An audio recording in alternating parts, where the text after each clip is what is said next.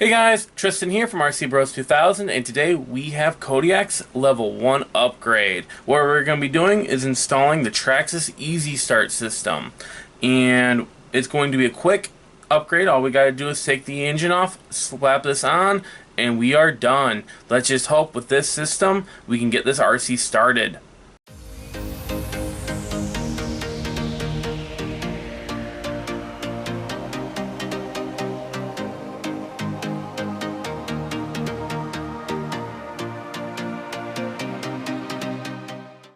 To install the EZ Start system, we first have to remove the engine off its mounts, and that's easily done by removing the 4 screws that hold it on. There's going to be 2 down here, as well as 2 on the other side. We're going to want to make sure to remove the fuel line as well while we pull it off. When we remove the engine, we also want to make sure that our air filter is off, our exhaust is disconnected, as we are also careful with the horn of the carburetor because it is locked in place. So we just gotta work around, lift it up, and we are out. So now we're gonna need to take off the pull start, and that's easily done by removing the 4 screws that hold it on. With the 4 screws removed, we can pull the pull start right on off, making sure we still have the one-way bearing in place. And then we can take our EZ Start, line it up just like that.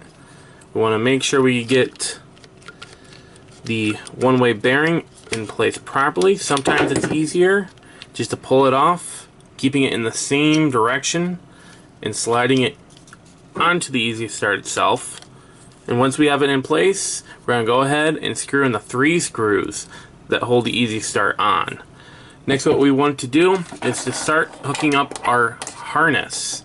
Now, before I start doing that though, I'm going to do a quick modification, and I am going to actually put a little bit of fuel line over this wire.